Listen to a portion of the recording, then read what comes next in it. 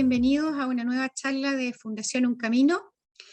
Estamos muy contentos hoy, tenemos a un invitado especial. Como se ha hecho habitual, los primeros lunes de cada mes nos juntamos aquí en esta sala virtual para poder conversar acerca de algún tema que nos parece como fundación importante de instalar en las mesas de conversación familiares, entre amigos, etc. Soy Carolina del Río, soy la directora ejecutiva de Fundación Un Camino, así que todas, todos muy bienvenidos. El invitado que tenemos hoy es un invitado muy especial, Patricio Brown. Patricio es un presbítero de la Iglesia Anglicana, es párroco de la comunidad San Andrés en la comunidad de La Reina. Ha sido consultor de empresas en temas de innovación y de liderazgo, director de la Corporación Desafío de Humanidad, fue director también del Consejo Mundial de World Vision, fue socio de una empresa de ingeniería eléctrica, está casado hace 43 años, tiene 2 hijos y 2 nietos. Patricio nos acompaña hoy con la idea de conversar un poquito acerca de la ausencia de las iglesias en el espacio público, lo ausentes que hemos estado, fundamentalmente las iglesias cristianas, en todas las discusiones públicas que hemos vivido, diría yo, a partir del año 2019. Y en este ánimo de Fundación Un Camino, de ir caminando todos juntos, todos tenemos el mismo Dios, que no nos separe la religión, caminamos todos en el mismo camino. Hemos querido invitar a Patricio, así que Patricio, muy bienvenido. Como de costumbre, las preguntas les voy a pedir que las vayan haciendo por el chat. Nosotros las vamos a recoger y se las vamos a hacer a Patricio al final, para que él pueda, para que no se nos distraiga nuestro expositor. Esta charla se está también transmitiendo por Facebook Live. Si hay personas que no entran en la sala, van a recibir el link de la transmisión por Facebook, así que no se preocupen, que todas y todos van a poder escuchar a Patricio. Bien, Patricio, muy bienvenido, gracias por aceptar nuestra invitación. Todo tuyo el micrófono. Buenas noches a todos y todas, como se dice hoy día. Temazo que me dieron, ¿no? Espero poder reflexionar con ustedes bien acerca de un tema que es bastante amplio y que nos preocupa en general a todos los cristianos. Sin duda, las iglesias están en silencio y eso es muy triste. Es bastante triste lo que ha pasado con nuestras iglesias. Digo nuestras iglesias porque esto no es solo a las católicas, que son las que más abundan en Chile. Nosotros los anglicanos somos una minoría en Chile, pero finalmente nos afecta a todas las iglesias. Y es una realidad, y es más. Yo pastoreo una iglesia que está en La Reina, ahí detrás del parque intercomunal, y los domingos a veces cuando me voy temprano a la liturgia, paso por 2 o 3 iglesias y además veo que las iglesias están bastante vacías después de la pandemia y eso nos ha afectado a todos. Entonces, no es solo que están en silencio, sino que además las iglesias permanecen bastante vacías. Y yo diría que esto tiene que ver que en las iglesias hemos tenido una cultura que se mueve más hacia el interior que hacia el exterior. Nos hemos metido para adentro en nuestras parroquias y hemos dejado de ver el mundo, hemos dejado de visualizar lo que ahí ocurre con todos los cambios que tenemos aquí. Ya esto lo vislumbramos hace tiempo atrás en Europa. En Europa, esto hace 30, 40 años atrás, las iglesias se empezaron a vaciar. Y finalmente, ustedes a lo mejor han ido alguna vez, si uno entra a una catedral, las catedrales están vacías, y la gente entra a una catedral más bien a observar el edificio histórico, el arte que hay ahí. Pero las iglesias están vacías y además cobran para entrar porque no tienen cómo mantenerlas. O sea, eso de partida ya genera una pena muy grande. Pero fíjense ustedes, yo quiero poner un punto. Cuando uno entra a una catedral, no sé si ustedes habrán observado esto, pero en general, ¿qué es lo que hacemos la mayoría de las personas? Lo que hacemos al entrar a una catedral, miramos hacia arriba. No sé si ustedes están conmigo. Miramos hacia arriba.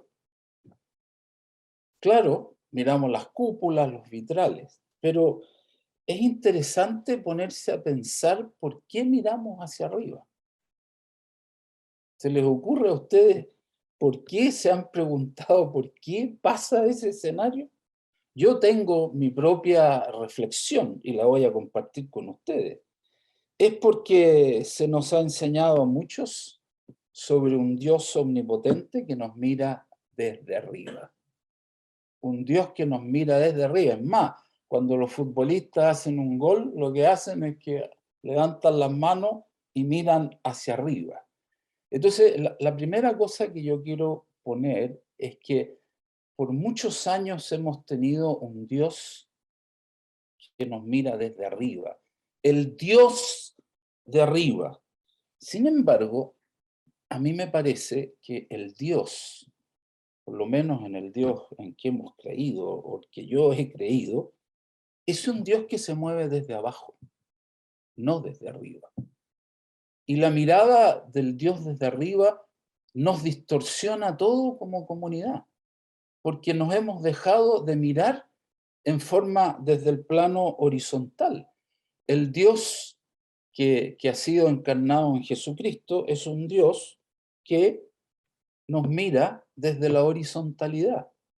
Si pensamos en algunas cosas interesantes, Jesús en la pregunta con Bartimeo, ¿qué le dice Jesús a Bartimeo? Bartimeo, ¿qué puedo hacer por ti? Y esa mirada de Jesús con Bartimeo es una mirada absolutamente horizontal. Jesús se pone en el plano de Bartimeo. Lo mismo en esta expresión extraordinaria que hay en el Evangelio, cuando Jesús estaba en medio de la multitud, en todo el alboroto de la multitud, y de repente siente que alguien le ha tocado su capa. ¿Se acuerdan de ese texto? Y Jesús expresa una palabra que para mí es fundamental, y él dice, ¿quién me tocó? ¿Quién me habrá tocado? El Dios de arriba es imposible que se conecte con una persona que le ha tocado. ¿Quién me ha tocado? Y así tenemos una cantidad de encuentros de Jesús con personas que son absolutamente desde la horizontalidad. Mujer, no peques más, ni yo mismo te condeno, lo mismo. Entonces, la primera cosa que yo quiero poner en esta reflexión, en este compartir, es que el Jesús de los evangelios es un Dios atento y cercano. Y las iglesias hemos dejado de ser atentas y cercanas. La vida a veces sacramental, no estoy en contra de eso, pero a veces la vida sacramental se ha comido lo atento y lo cercano, el estar con las personas en los espacios públicos más sencillos. Por años la religión se ha movido desde arriba y muchos de los que la han dirigido, y cuando me estoy refiriendo a iglesias me refiero a todas las iglesias, porque también a los anglicanos nos pasa exactamente lo mismo. La han dirigido a veces personas que más parecen la dirección de un imperio que la dirección de personas que sirven desde la horizontalidad. El Dios de arriba también forjó una iglesia desde arriba, con una serie de jerarquías que van alejando a la gente de la cotidianidad y de lo sencillo. Algo, a mi juicio, muy mal entendido, y esto, por favor, quiero que me lo entiendan, porque puede ser, yo no quiero ser irreverente, ni mucho menos, pero a mí me parece, y este es un tema que quiero poner aquí, esto mal entendido parte desde la diferencia que hemos hecho al nombrar y usar la palabra altar. El altar es un lugar desde arriba. El altar dejó de ser por muchos años una mesa de encuentro donde todos comían, donde todos estaban juntos, y eso parte desde la última cena que hizo Jesús en su tiempo. Hemos confundido por siglos la mesa de la comunión llamando un altar. Piensen ustedes, ¿qué es lo que opina la gente hoy día, o ha opinado por muchos años, de un altar, una figura alta, una figura mandante, una figura que determinaba quién podía participar o quién no? La última cena Jesús la hizo en una mesa, y nunca en la mesa de Jesús hubo alguna restricción, porque ni siquiera Judas estuvo restringido para estar en esa mesa. Eso es algo extraordinario que yo veo y que nosotros perdimos por mucho tiempo, porque Jesús nunca restringió la mesa a determinadas personas, sino que fue una mesa abierta. Yo por lo menos hace un tiempo en mi parroquia nunca más a ese espacio se le llamó altar, sino que se le llamó la mesa del Señor, la mesa del encuentro, donde Él invita y no hay ninguna restricción. Entonces, el altar, y esto tiene que ver mucho con los espacios públicos, porque el altar, que debe ser un lugar de servicio, se transformó en un lugar de poder, donde determinadas personas podían participar y otros que no. Y es más, determinados seres humanos determinaban quién podía ser apto para participar en esa mesa. Y díganme ustedes, ¿qué tiene que ver eso con la mesa del Señor en la última cena, que era una mesa donde todos estaban invitados, e incluso Judas? Entonces, conversando con muchas personas, me recuerdo hace un tiempo atrás, en mi propia comunidad, una persona que no era creyente y que empezó a participar en nuestra comunidad, porque sencillamente a él le interesaba esto de los espacios comunitarios. Él no era religioso, era más bien un ateo. Nunca me voy a olvidar un día, yo estaba terminando de hacer la consagración, y veo que él se acerca. Y de lejos me mira y me dice, y me hace un gesto y me dice: ¿puedo yo participar? Y yo le dije: por supuesto que puedes participar, porque es tu libertad la que te hace venir a la mesa, porque no estoy invitando yo, sino que invita el propio Jesucristo. Entonces, gestos como estos, que fueron de exclusión, me parece que hoy día tienen que ser espacios de inclusión. Entonces nosotros tenemos que poner categorías, que si eres bautizado, si hiciste lo otro. No, yo en Jesús nunca veo limitaciones a participar en ese espacio que él tuvo, que era la última cena, que era un lugar abierto para todos, incluso para aquel que lo iba a traicionar.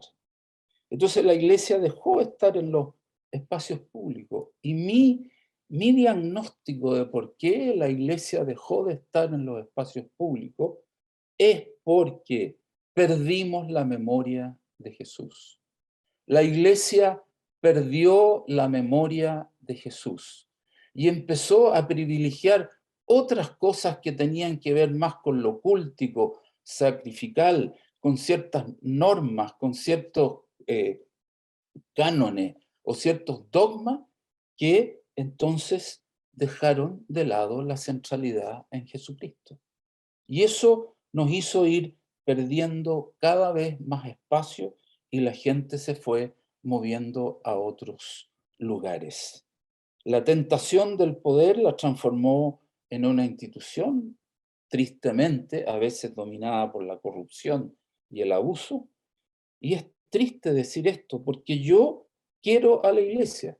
Yo sigo estando en la iglesia, pero tenemos que decir que esto dejó de tener esa centralidad en Cristo Jesús, donde Él no hacía acepción de personas.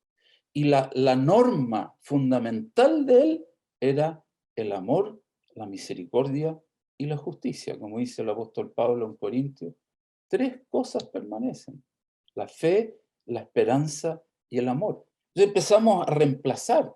Y esto nos ha llevado miles de años. En otro, antiguamente era peor todavía, porque como está la serie de la Catedral del Mar, que ustedes han visto, a lo mejor han leído el libro y qué sé yo, los obreros en esa época tuvieron que construir su propia iglesia porque les eran negados los espacios a ellos, les eran negados los espacios para ellos por su condición de obrero. Entiendo yo más bien, y esto yo creo que es lo que tenemos que recuperar, entiendo más bien la iglesia como un pesebre y no como una catedral. No tengo nada contra las catedrales, hay catedrales muy bonitas desde el punto de vista arquitectónico. Hace años atrás tuve una catedral en Inglaterra, que es la Catedral de Winchester, que se demoraron más de 100 años en construirla, y lamentablemente ahí lo que pasó es que murieron cientos de personas en la construcción de un determinado edificio para Dios. Pero Jesucristo nació en un pesebre, en un pesebre. En un pesebre tiene una estructura frágil, en un pesebre abundan los olores a vida, los olores a ser humano. Probablemente no había buen olor incluso, lo que nos refleja un espacio para todo. Ahí nació Jesucristo. Cuando Jesús se despedía de sus discípulos en esa última cena, señaló varias cosas que nos permiten hacer un diagnóstico actual y a la misma vez recuperar la senda de una verdadera espiritualidad de sentido. Porque hemos cambiado la religión por la espiritualidad. Y me refiero a religión cuando nos referimos a doctrinas determinadas que se imponen. Las doctrinas no son malas, son buenas, pero cuando las doctrinas se congelan y no nos permiten avanzar en una fe dinámica, lo que nos pasa entonces es que perdemos la espiritualidad y nos quedamos topados en una religión. Y díganme ustedes en el espacio público hoy día, ¿quién quiere eso? ¿Alguien quiere en el espacio público estar en esos lugares? Sin embargo, la gente está feliz de participar en nuestras comunidades en la medida que ellos tengan sus espacios aún con sus propias creencias, porque el Cristo es un Cristo universal. No somos nosotros. Los cristianos a veces hemos secuestrado a Cristo. Lo hemos secuestrado para nosotros pensando que Cristo solo vino a nosotros. Y no es así. Perdón, es que tuve un problema que se me anduvo desarmando el computador. Y es nuevo. Así es la vida. ¿Eh? La pasión por Cristo, las cosas que hace, ¿no, Pato? Exactamente. Parece que cayó el espíritu aquí con todo. ¿Eh? Tenemos que ser, volviendo al tema, tenemos que ser comunidades de fe. Que no solo nos mantenemos en los bordes, porque hoy día tenemos que reconocer que hay más cristianos fuera de la iglesia que adentro de la iglesia. Y eso a mí me parece bastante triste, ¿ya? Pero es una realidad. Ahora, la pregunta dentro de esto, porque yo sé que hay muchos cristianos hoy día en los bordes, e incluso mucha gente en mi propia comunidad, después de la pandemia, dejó de ir. O sea, nosotros tenemos una participación que es la mitad de lo que teníamos antes. Obviamente nos hemos ido recuperando. Pero dicho esto, ¿cómo nosotros los cristianos, ya sea que tú estás en los bordes o todavía participas en una comunidad eclesial, cómo los cristianos mantenemos la voz en alto? Porque nos hemos quedado en silencio, nos hemos quedado callados. Algunos se han quedado avergonzados por las tristes historias conocidas, no de todos, pero de un grupo importante que ha hecho que la gente se aleje y que el espacio de iglesia no se convirtió en un espacio seguro, ni menos de contención para aquellos que llegan quebrados con tantas necesidades. Yo quisiera ahora invitarlos a leer un texto que está en el Antiguo Testamento, que está en el libro de Ezequiel, que preparando esto me pareció bastante atingente conversarlo. Probablemente muchos de ustedes lo han leído varias veces o lo han escuchado, y está en el capítulo 37 del libro de Ezequiel, que es un relato muy lindo y que puede tener unas aproximaciones muy bonitas, especialmente para la época de hoy. Tú me avisáis, Carolina, con el tiempo, ¿ah? Y no te No, preocupes. tú me tiráis las orejas nomás. Y dice así: la mano del Señor vino sobre mí, y su espíritu me llevó y me colocó en medio de un valle que estaba lleno de huesos. Me hizo pasearme entre ellos y pude observar que había muchísimos huesos en el valle, huesos que estaban completamente secos. Y me dijo: hijo de hombre, ¿podrán revivir estos huesos? Y yo le contesté: Señor, tú lo sabes. Entonces me dijo: profetiza sobre estos huesos y diles: huesos secos, escuchen la palabra del Señor. Así dice el Señor a estos huesos: yo les daré aliento de vida y ustedes volverán a vivir. Les pondré tendones, haré que les salga carne y los cubriré de piel. Les daré aliento de vida y así revivirán. Entonces sabrán que yo soy el Señor. Y tal como el Señor me lo había mandado, profeticé. Y mientras profetizaba, se escuchó un ruido que sacudió la tierra y los huesos comenzaron a unirse entre sí. Yo me fijé y vi que en ellos aparecían tendones y les salía carne y se recubrían de piel, pero no tenían vida. El valle de los huesos secos, un valle seco y sin vida. Este texto en Ezequiel 37, siento que en un sentido es el reflejo de una iglesia en silencio y sin vida. Por supuesto que siempre hay excepciones, ¿no es cierto? Todo eso ha hecho que la iglesia esté en silencio y sin voz. Muchas veces he conversado con amigos, pastores, sacerdotes sobre este tema, y una vez uno me dijo: pero es mejor estar en silencio porque es más coherente. Sí, tenemos que reconocer que es verdad eso, ¿ya? Pero eso corre el riesgo que terminemos desapareciendo. Y yo creo que hoy día los riesgos de desaparecer son bastante altos. Algunos pensarán, bueno, capaz que es lo mejor para resurgir a una cosa desde nuevos espacios. Esto acompañado a la pandemia la pone en serio riesgo de ser un espacio irrelevante hoy día. Y yo tengo que reconocer, yo he sido párroco por 30 años, eh, no, casi nunca he trabajado a tiempo completo, más bien he compartido mi profesión con ser párroco de una iglesia, pero tengo que reconocer que el riesgo de que nuestras iglesias se transformen en espacios irrelevantes es muy alto. Entonces, bueno, algo tenemos que hacer. Tal vez este mismo texto de Ezequiel lo tendremos que tomar para nosotros mismos y ver cómo algo de eso ocurre.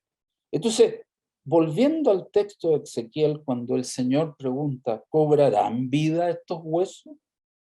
Una pregunta muy relevante para nosotros hoy. ¿Cobraremos vida nosotros, los que estamos aquí escuchando? ¿Cobraremos vida en los espacios donde nos movemos?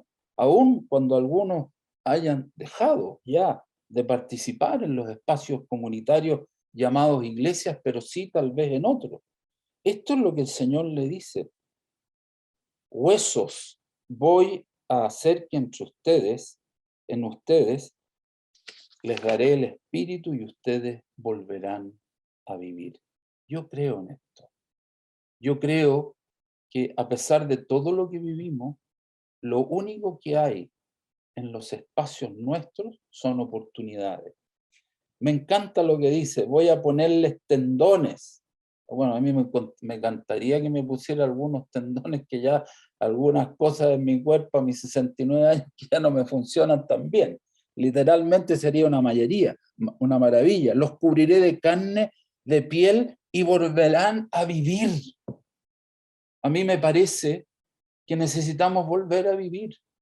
Necesitamos levantar la cabeza, necesitamos mantener la voz en alto, pero la voz en alto como la mantuvo Jesús. Un amigo me contó de una conversación que él tuvo con dos religiosas que llevaban 50 años como religiosas. Y dice que se pasó una noche conversando con ella. Este amigo es un franciscano que vive en Estados Unidos. Y al escucharlas a ellas se dio cuenta que nosotros tenemos un par de opciones que hacer estando en la iglesia. Por supuesto, hay muchas más. Pero vamos a hablar de dos opciones. No tengo que elegir entre ser un cristiano obediente, porque yo no lo soy. No soy un cristiano obediente a muchas de las cosas que tienen la jerarquía, lo reconozco, y me ha dado bastantes dolores de cabeza eso, en mi propio mundo, porque me doy cuenta que a veces las jerarquías nos llevan por caminos que no conducen al reino de Dios, sino que nos conducen más bien a la religión, al statu quo.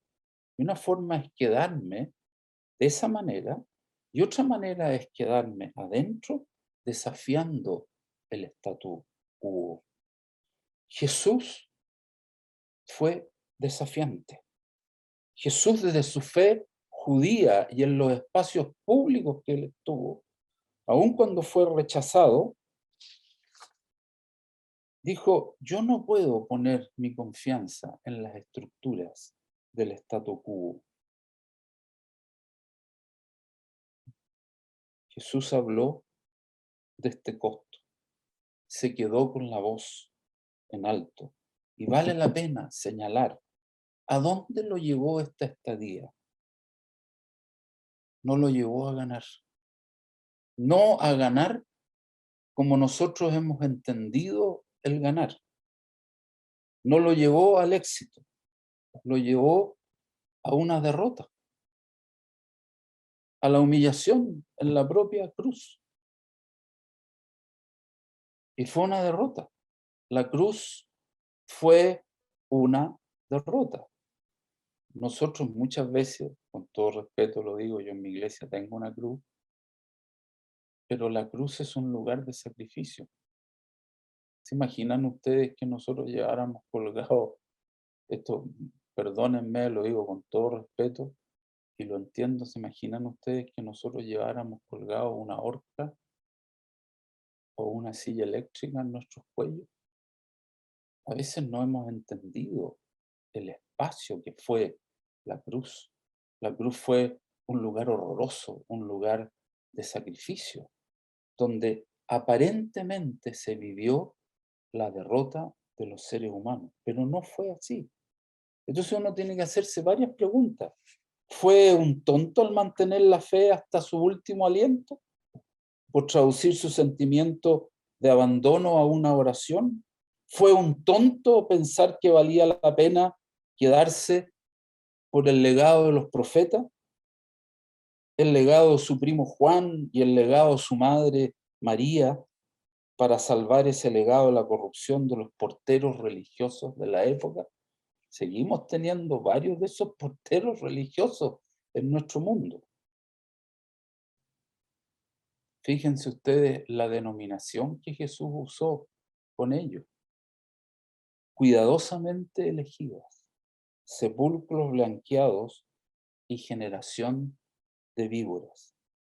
Habría sido más prudente irse tranquilamente, tal vez en esa época, a la India, a la China, convertirse en hindú, convertirse en budista, en lugar de desafiar el statu quo de su propia religión.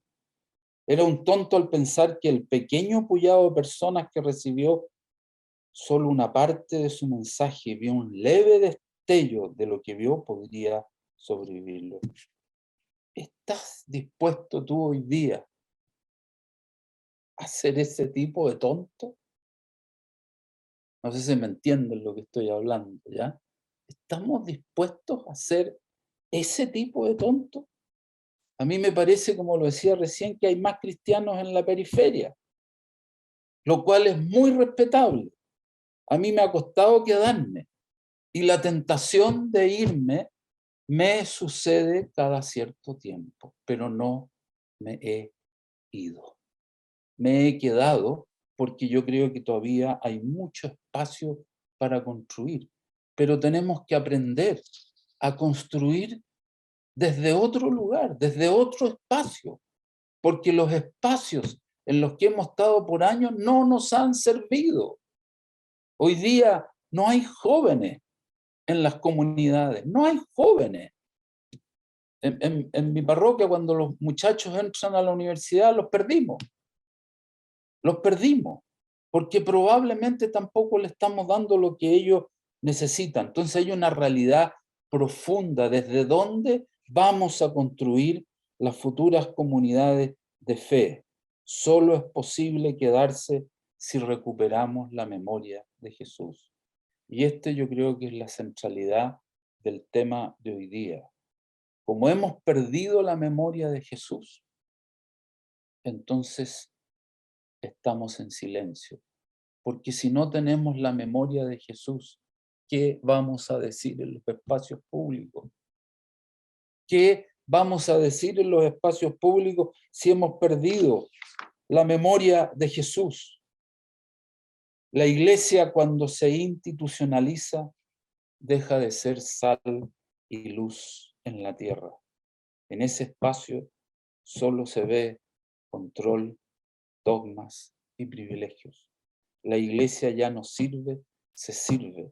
Y la imagen de Jesús desaparece y la gente desaparece.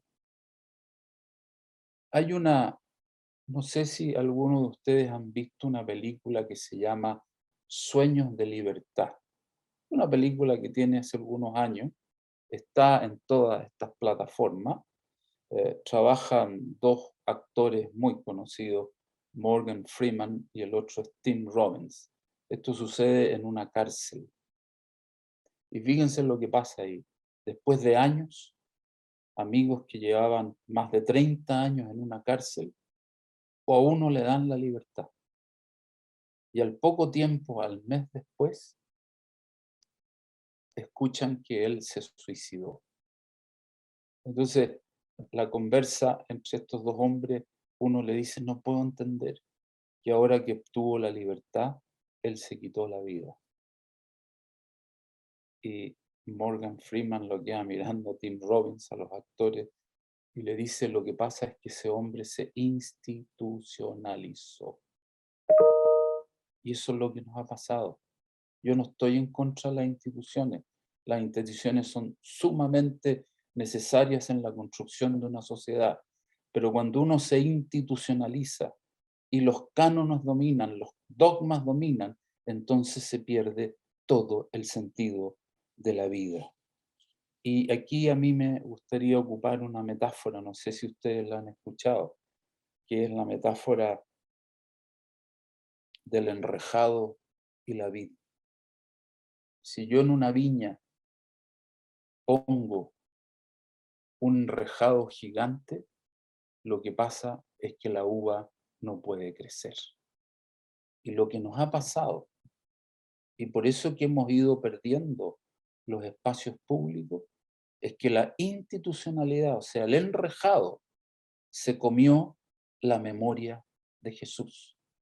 Y sin memoria de Jesús, sin evangelio, sin la buena noticia, no hay nada que pueda crecer.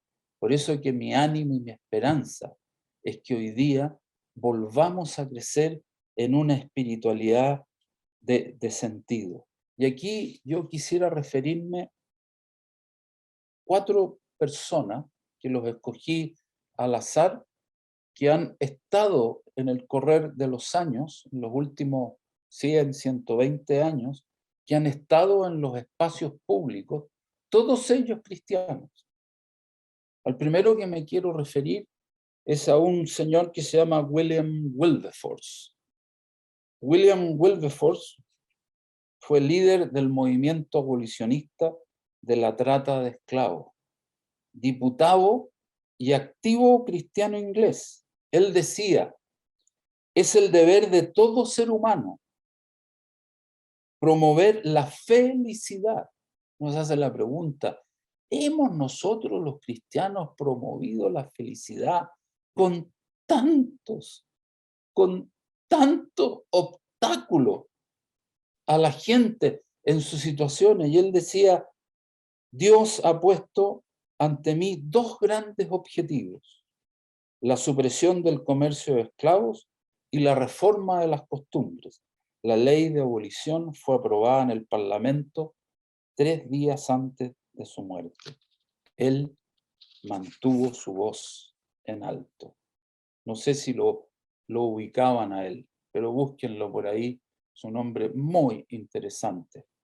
El otro que puse, a quien yo en mi vida he leído mucho, que se llama Dietrich Bonhoeffer, teólogo alemán, pastor luterano, se opuso al antisemitismo, líder del movimiento Resistencia y Sumisión, que se opuso al nazismo.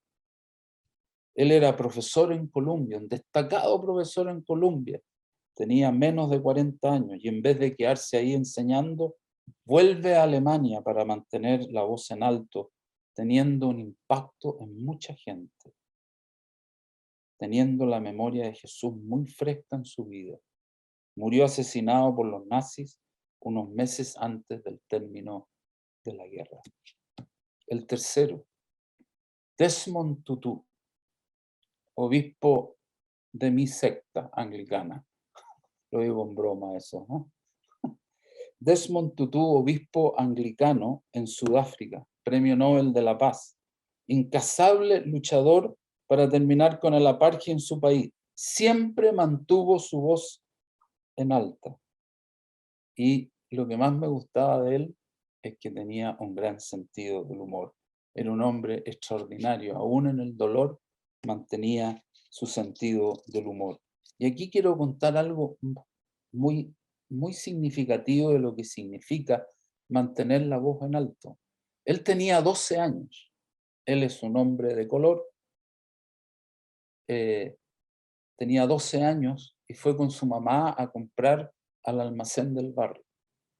Y vio de repente que un hombre grande, alto, blanco, le abría la puerta a su mamá, cosa que no ocurría en esos tiempos del apartheid más duro en Johannesburg. Entonces él a los 12 años le preguntó y le dijo: mamá, ¿quién es ese hombre que te abrió la puerta? Imagínense él, niño, viviendo la atrocidad del apartheid, que un hombre blanco, grande, le abriera a su querida madre la puerta. Y él le dijo, pero hijo, si él es el pastor de la iglesia. Y Desmond Tutu contaba que ese fue su primera inspiración vocacional que tuvo para ser pastor. Hay muchas maneras de mantener la voz en alto. No es necesario a veces gritar. Y finalmente puse al cardenal Raúl Silva Enrique. Cardenal de muchos de ustedes que habrán sabido, conocido por todos, mantuvo su voz en alto en momentos muy difíciles de nuestro país. Testigo fiel de Cristo. Puso a la iglesia en un lugar de respeto y gran solidaridad al prójimo. Nunca me voy a olvidar, estando yo teniendo un poquito más de 30 años, haciendo un posgrado en ILADE, que era el Instituto Latinoamericano de Doctrina y Estudios Sociales, que hoy día después generó al Alberto Hurtado. Nunca me voy a olvidar que él nos visitó. Yo, como no soy católico, no tengo esa costumbre de besar el anillo de un obispo. Y varios de mis compañeros fueron a besarle el anillo. Y él se negó rotundamente. Y él dijo, no, ¿por qué me van a besar el anillo si yo soy cabro? Dijo, yo soy igual que ustedes.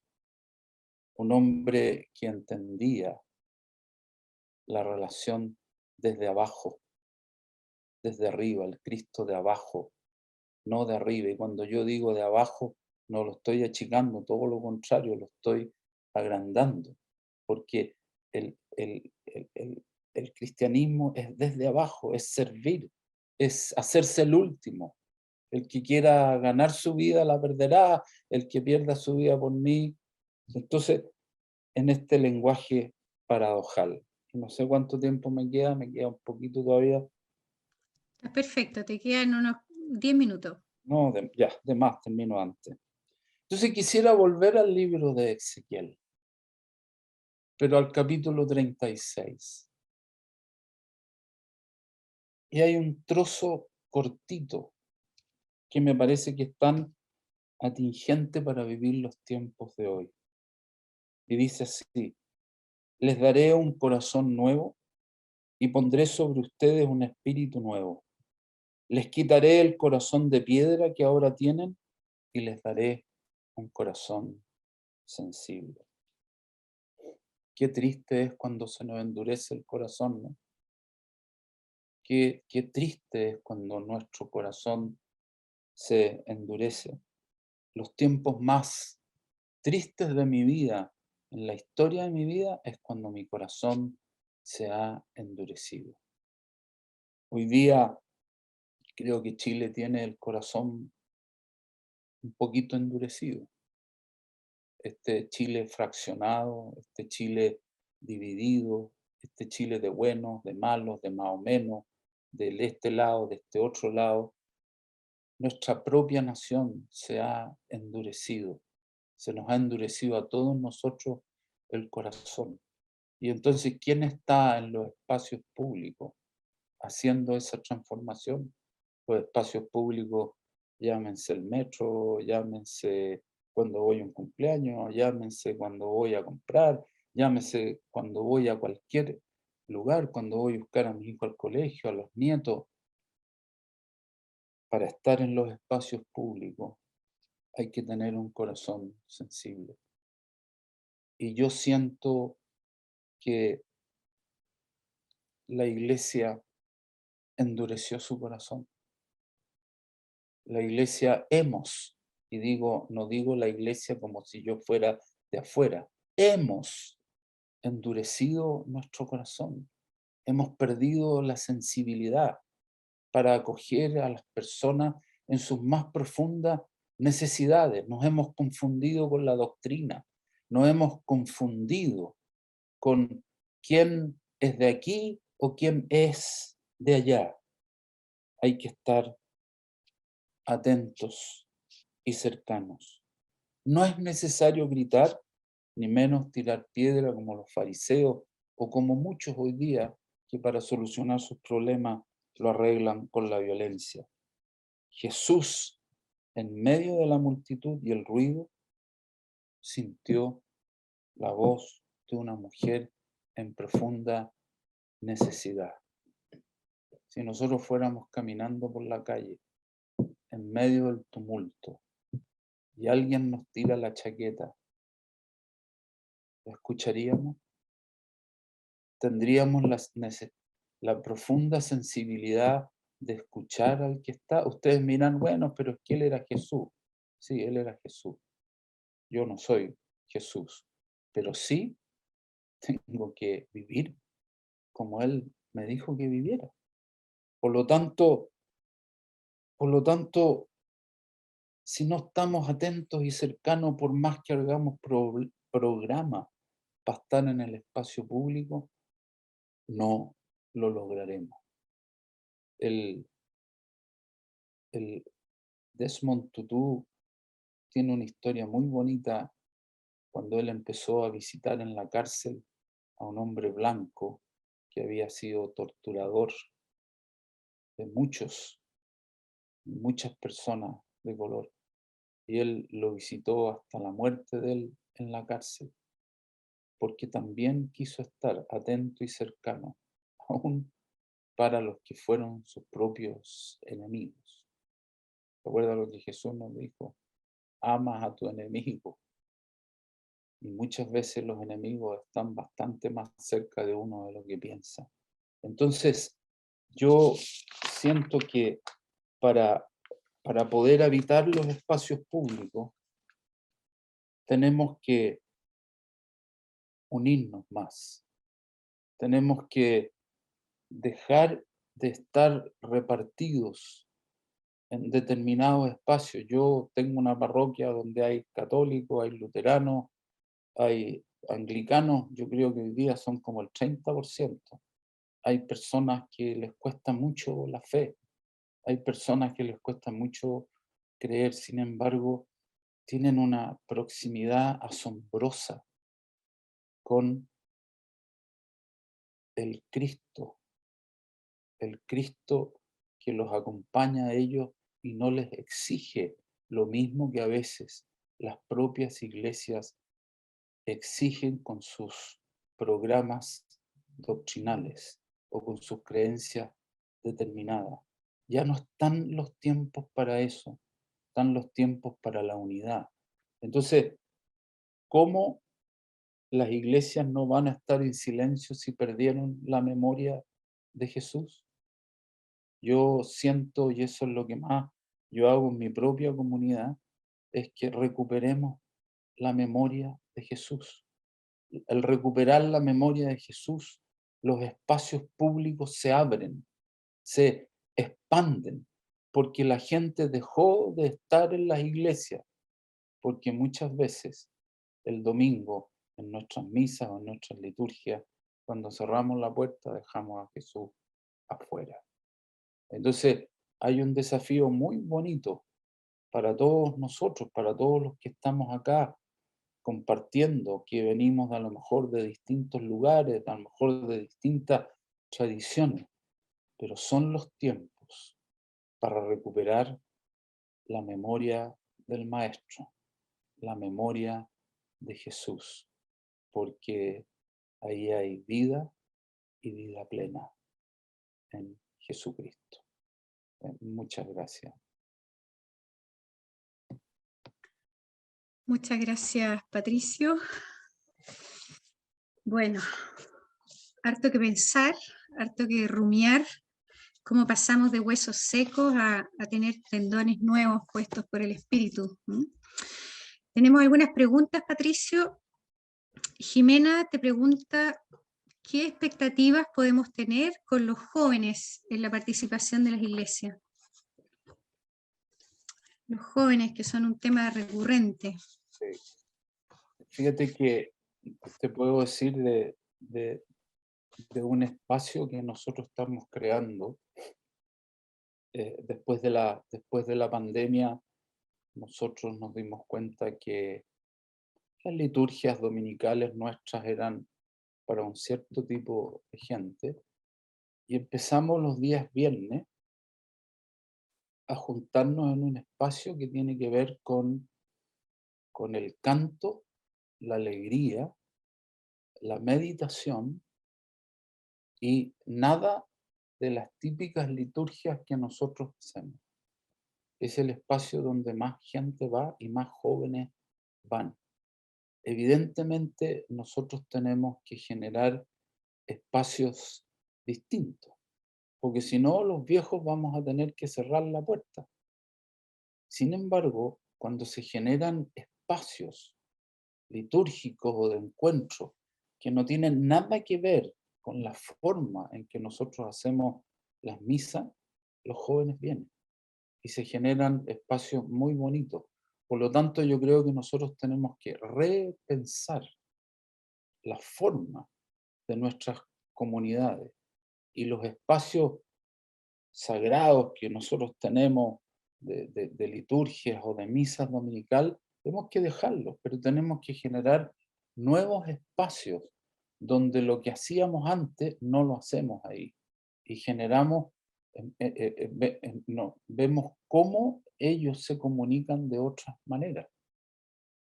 Entonces, espacios que tienen que ver con la música, con la meditación, con el encuentro, espacios donde nosotros tenemos comida antes de empezar, tenemos de repente un vinito, qué sé yo. Entonces son espacios distintos porque los jóvenes están ávidos de espiritualidad, pero no en los espacios que ellos conocían antes a veces de sus propios padres. Gracias, Patricio.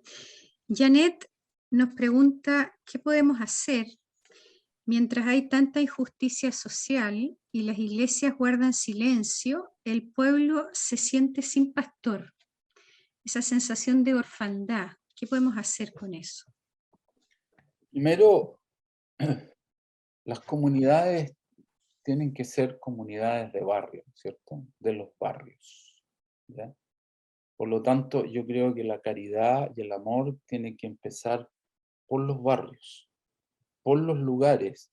Las iglesias tienen que empezar a mirar dónde están las personas en desventaja en sus barrios. Tenemos un gran problema en Chile, que las parroquias están igual de segregadas que los barrios, ¿ya? Por lo tanto, generalmente uno va a una parroquia y la gente que participa en las parroquias son de los mismos barrios. Por eso es que hay que empezar a conectarse con otras parroquias, con otros espacios, y ahí mirar cuáles son las necesidades. Y nosotros, por lo que dije al principio, yo creo que nosotros nos hemos quedado siendo comunidades que nos miramos hacia adentro y no hacia afuera. Y la iglesia es un lugar que tiene que mirar hacia afuera, no hacia adentro, porque así terminamos de morir. Entonces, yo no puedo, como parroquia, solucionar los problemas de justicia social en mi país, pero sí puedo, sí empezar a modificar la manera de pensar y de vivir de mi barrio. Nosotros hoy día nos hemos acercado bastante a otras parroquias que tienen más inmigrantes, que tienen otras necesidades. Hoy día la situación económica de los más pobres está durísima por la inflación, por el alza del costo de la vida.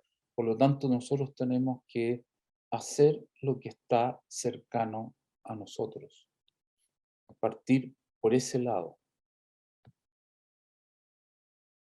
No es una respuesta de cambio estructural, pero sí es una respuesta de cambio comunitario, donde yo creo que está la vida. Gracias, Patricio.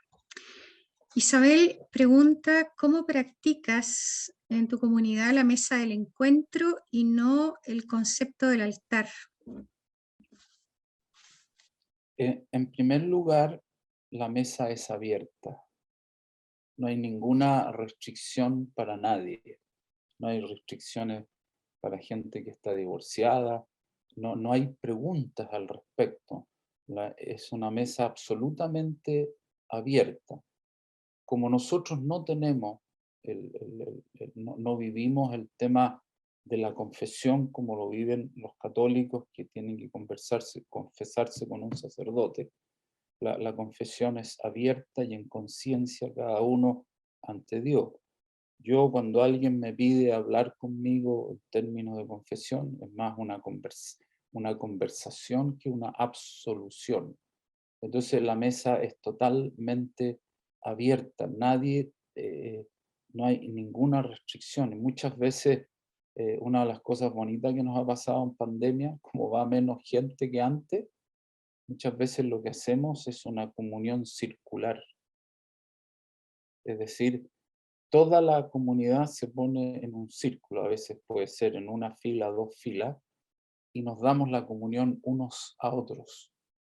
Por lo tanto, es una comunión en un concepto muy inclusivo.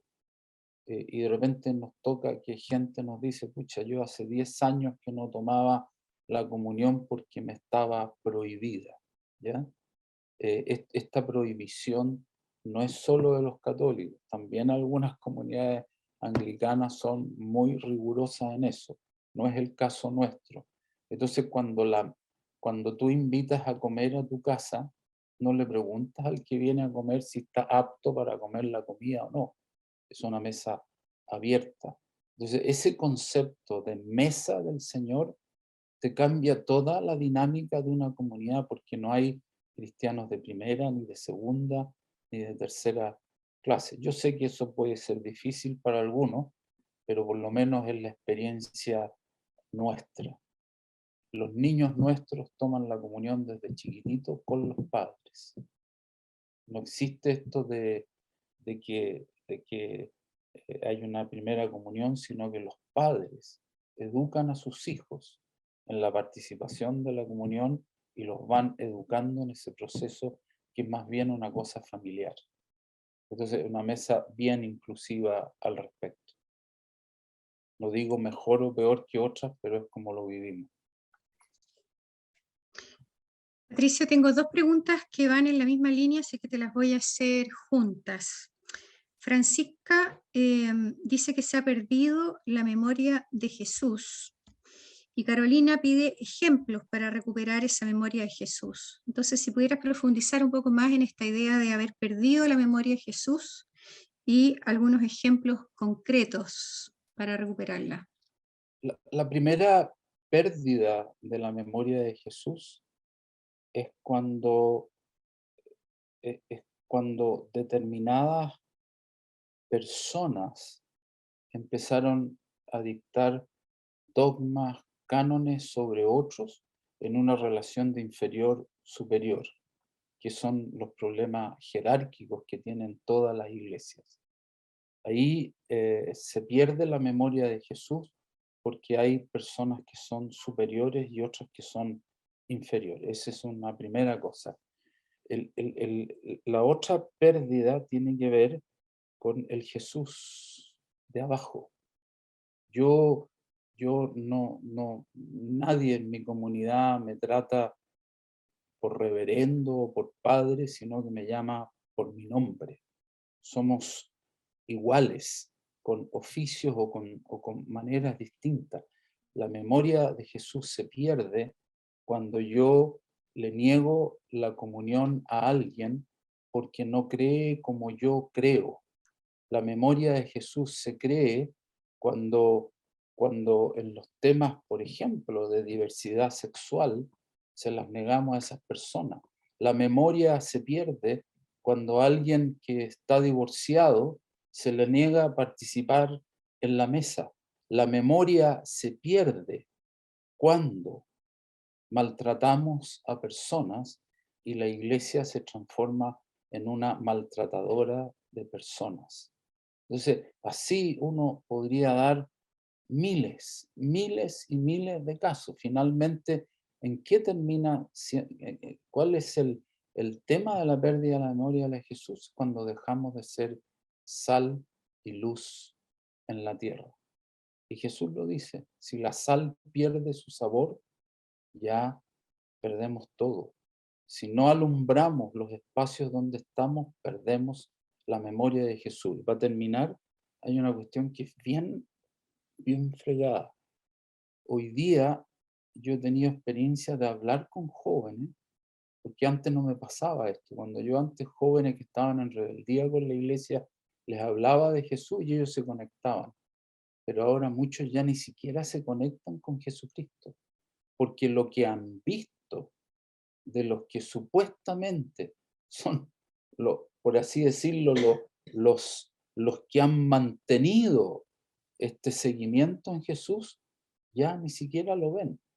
Entonces, este es un tema que da para largo, ¿ya? Da para largo, pero la memoria de Jesús ha sido cambiada por una estructura religiosa que se ha comido a Jesucristo. Es súper triste decirlo. Nos llegan algunas preguntas por YouTube, Patricio. Silvia Jacqueline pregunta, ¿qué pasa en esas parroquias que hoy aún los párrocos ponen el apodo de jefes a los encargados de algo y tampoco aceptan cambios que la gente está pidiendo? El clericalismo que tenemos nosotros. Mira, nosotros tampoco nos salvamos del clericalismo, ¿ya? Pero lo que uno puede hacer es hacer cambios en el lugar donde está. Un cambio que yo he hecho en mi comunidad es que en mi comunidad, cuando empieza nosotros hablamos de liturgia, que es lo mismo que misa para ustedes. Yo no estoy adelante. La misa o la liturgia la hacen todos los laicos. Uno hace el arrepentimiento, el otro hace la lectura, el otro hace la invocación, el otro hace la gratitud. Claro, la comunión la hago yo porque son los curas los que pueden hacer la consagración. Pero en general mi participación los días domingos es muy reducida. A veces yo no hago la prédica la hacen laicos muchas veces, la hacen mujeres. Entonces, eso ha hecho que la liturgia sea totalmente participativa. Y yo soy el pastor de la iglesia, pero el pastor es el que acompaña, el que está, pero no el que tiene que hacer todas las cosas. Entonces, ¿qué es lo que pasa? Que eso le da una dinámica muy bonita a la iglesia, porque todos tienen algo que decir o que compartir. Hemos incluido a los niños a veces en cosas, en lecturas y cosas. Entonces, de eso tú vas terminando con el clericalismo, que yo creo que es lo que mata a las comunidades. Ese problema también lo tenemos los anglicanos. Una última pregunta para ir terminando. Marisol pregunta, ¿cómo puedo defender a mi iglesia ante la corrupción y el abuso que hoy tanto se destaca? Yo siento que es una nueva forma de persecución. La corrupción y el abuso como nueva forma de persecución. Sí, sin duda, pero yo he conocido comunidades católicas que funcionan como nosotros funcionamos. Entonces, yo creo que la forma, y con esto no estoy diciendo que la manera nuestra sea buena o mala o más o menos, es una manera, pero yo creo que l- cuando a mí me persiguen por hacer el bien, ya, po, pero si a mí me persiguen por abusos o por otras cosas, bueno, tengo que quedarme calladito, ¿ya? Pero Jesús sufrió la persecución y los propios discípulos sufrió la persecución porque lo que hicieron ellos fue incomodar al statu quo, incomodar al, al, al, al, al poder de turno, ¿ya? Entonces esto de la persecución tiene que ver con qué. Vimos en el estallido social es que quemaron varias iglesias, nosotros nos quemaron 2 iglesias en la Araucanía, ¿ya? ¿Ya? Pero ahí eso es distinto, pero eso tiene que ver con un origen, una rabia, que no es justificable andar quemando nada, Pero el tema de la persecución, si a mí me persiguen por hacer el bien, bueno, bendita persecución. Pero si me están persiguiendo porque yo lo único que he hecho hacer infelices a niños o a personas, maltratándolos, bueno, es otra cosa. No sé si entendí bien la pregunta. Gracias, Patricio. Por último, Eduardo Cruz dice que le pareció en extremo interesante entender tu punto de vista. Pregunta, ¿cuál es tu parroquia y dónde queda? Estás ganando un nuevo feligrés, parece. Bueno, no es la idea, ¿ah? Pero antes de decirle el lugar, quisiera decir una nota que yo creo que otra cosa que ha matado a la iglesia es el proselitismo, ¿ya?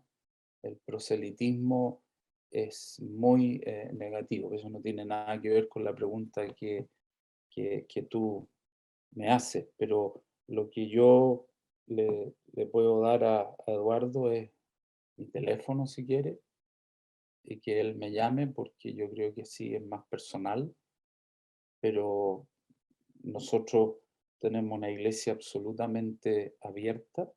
Nosotros tenemos nuestra comunidad católica y jamás le pediríamos que se hicieran anglicanos, porque justamente la idea es, y esto hay experiencias en muchas partes del mundo, ¿ah? Esto yo lo he visto en Francia, lo he visto en Inglaterra, de comunidades que hoy día ya no están en los espacios denominacionales, sino que están en los espacios de, de, de, de humanidad. Ahora, la parroquia mía queda en Vicente Pérez Rosales, 1765, ¿ya? Y mi número de teléfono, no sé, te lo doy, yo no tengo problema en dártelo. Si quieres, lo anotan ahí, es 99-874-8767. Yo he visto la riqueza de una comunidad que tiene gente con tradición católica, con tradición luterana, tenemos algunos evangélicos también, nosotros los anglicanos, y personas que no son creyentes.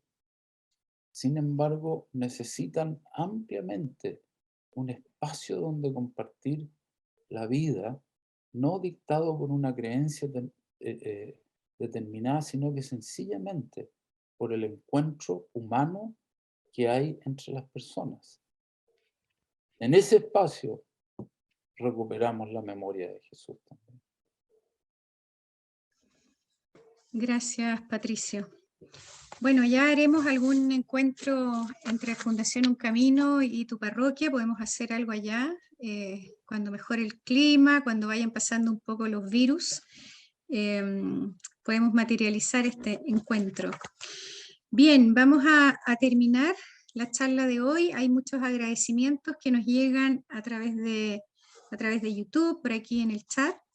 Quiero dejarlas invitados a la charla del mes de agosto, que será el lunes 1 de agosto a las 19 horas. Tenemos un tema bastante de punta, podemos decir, moderno, actual, que está sobre la mesa y en las cátedras de teología. El tema es maternidades decoloniales, maternidades como estrategia política y como activismo. La charla la va a dar Valentina Nilo, ella es una teóloga y filósofa, está en Boston College, así que vamos a calzar los horarios, ella está haciendo su doctorado y nos va a acompañar a reflexionar sobre el tema de la maternidad, ¿eh? Que siempre vale la pena darle una vuelta. Patricio, infinitas gracias de nuevo por acompañarnos, por ayudarnos a reflexionar, por darnos pistas para recuperar la memoria de Jesús. Y a cada uno de ustedes, gracias por habernos acompañado hoy y nos vemos el 1 de agosto. Muchas gracias. Muchas gracias a ustedes, por la paciencia de escuchar. Un abrazo. Gracias a Muchas ti. gracias. Chao.